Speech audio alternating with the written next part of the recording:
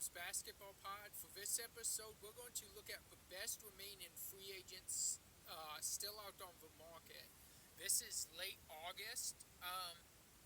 We have some interesting unsigned free agents. I do expect most of these players to be signed before the season starts, but we're just going to look at some of them and we're going to see, like, is there a chance for maybe even retirement on a couple of our older remaining free agents? But we're going to get into that. Let's talk about Gary Payton II. Um, he's been in Golden State most of his career. He had a brief stint in Portland. I really expect him to go back to Golden State. But this leads me to the next player. I expect Gary Payton II to go back to Golden State after Jonathan Kuminga's deal is settled. I do think at this point, I don't think anyone else is getting Jonathan Kuminga. I think that's what's making it so hard and such a long, drawn-out process. I do believe he'll go back to Golden State, but does it end up being on a one-year deal where he can be an unrestricted free agent next year, or does he end up going back on a multiple-year deal? I think the problem on the multi-year deal is I don't think there's trust from him to Golden State, and I don't think there's trust from Golden State to him. And I think that's a rocky relationship. I think the best for both is to try and get a good season out of Jonathan Kuminga in Golden State one year, and then next year just be an unrestricted free agent. At that point, you're able to do what you want next year, and teams aren't going to worry about offering you something because they think it's going to be a waste of time because Golden State's going to match it. But at that same point, I think you want to change the narrative on you. I think the narrative on you is you don't want to do what it takes to win. You're about you because he's trying to get out of a winning situation to just get paid. So I think you want to change that narrative. You want to play what role you can without complaining. You may see less minutes, this or that, but just take what role you have on this team, help to the best of your ability, helping Golden State win and compete for a championship, because you still have a roster to try and compete for a championship. And then from there, just go your separate ways, make it a mutual thing, and sign where you want to be next season. And I think there's going to be other free agency signings after the Jonathan Kuminga situation gets settled. But let's talk about some of our other free agents. We have Russell Westbrook still out there. I do think Russell Westbrook is still an NBA player. I think he's got a bad rep, unfortunately, just from bouncing around to so many teams and teams blaming him for losing or bad shots or this or that. And I don't think that's the case. I personally would let Russell Westbrook man my second unit, run my second unit. I think you get a lot out of Russ, you get a lot of other players, and it's a different style than what most forced unit plays. So he gets to push for pace a little bit, get out in transition, get some assists, get some rebounding for your point guard, rebound the ball, push it, get other guys going down full court, get some easy baskets. I myself, because of that, would still use Russell Westbrook, but we're to the point now where he may be signed, and we've heard the Kings as a possibility, or he may retire. So it'll be interesting to see how that comes. Speaking of guys that may retire, we still don't know what necessarily Al Horford's decision is. Is Al Horford going to play this year? We heard Golden State still a possibility. I think the door's kind of closed in Boston. Not sure if Cleveland's still a possibility. They got Larry Nance Jr., so the door may be closed there. It may be to the point where it's Golden State or retire, possibly. And he may call it quits. He's had a really good career. He's a former NBA champion. He did finally get one a couple seasons ago with the Celtics. So there's nothing to be ashamed of if he does call it quits. He did his thing. Every move Al Horford makes on a basketball court means something. There's not a lot of players like that.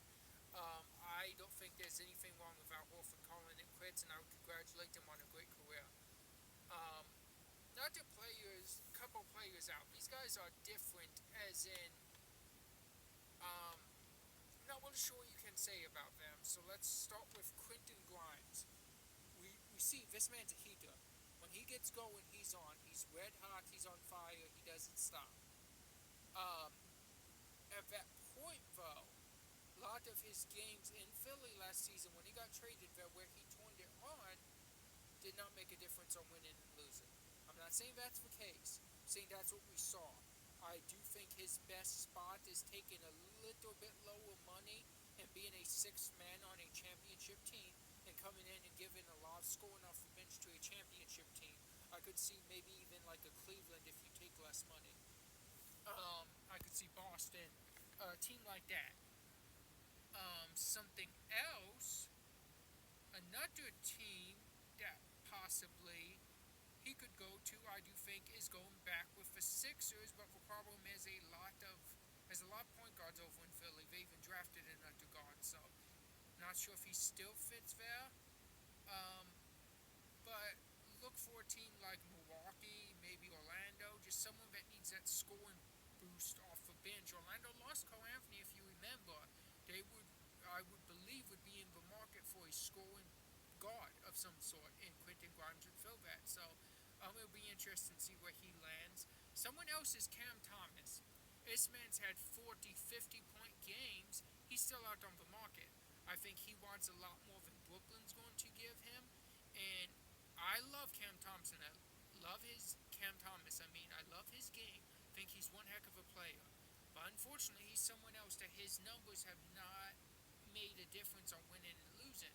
We saw a couple of years ago he put up like 40 some points against Cleveland and the opener, and Brooklyn fumbled a last minute lead and ended up dropping their first game of the year to Cleveland. So it's interesting, and it's not to say that these guys can't do what they're saying. They're going out there, they're doing it.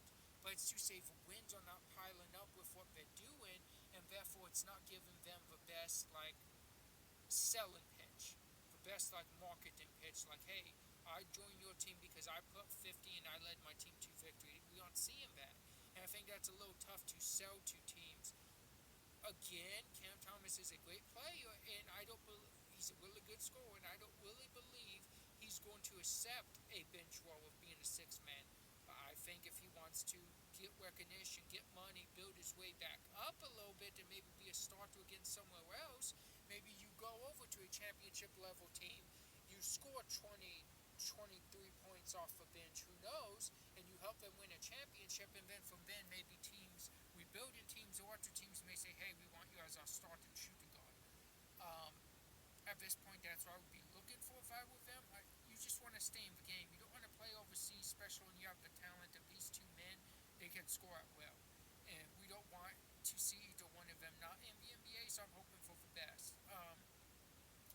Last player we're going to touch on real quick is Josh Gaddy. For the last year played for the Chicago Bulls, got traded from Oklahoma to Chicago before last season, and he had a rocky time his last year in Oklahoma.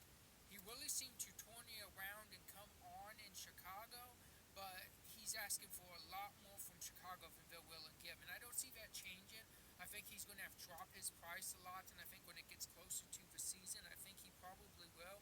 And I do believe he stays in Chicago. I don't see him going anywhere else because I don't see anyone paying 30, 40 million for him a season because he's not a proven track record of winning again. He was in Oklahoma when they were winning, but he was not in Oklahoma when they won. When they won everything and they won it all. He went to Chicago. He did not change Chicago winning. They went from mid to mid. So he's not changing the winning aspect of this, and I think that's what we're looking for. We're looking for a guy that can impact that. I don't see a contending team wanting to give him money. I don't see a playoff team really want to give him this money.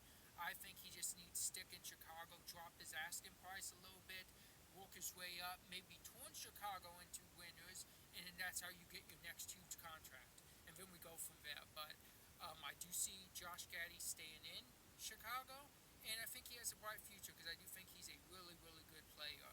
Um, Next week on Caleb's Basketball Pod, we are going to start our team previews. We have probably about like close to 60 days till the NBA season starts, so we're going to start our team previews. This is always fun. Last year we previewed every single team, so we're doing that again, and not sure who's going to be our starters, our starting preview, but I want to start off with a big one, a championship contention team. So stay tuned, guys, and I'll see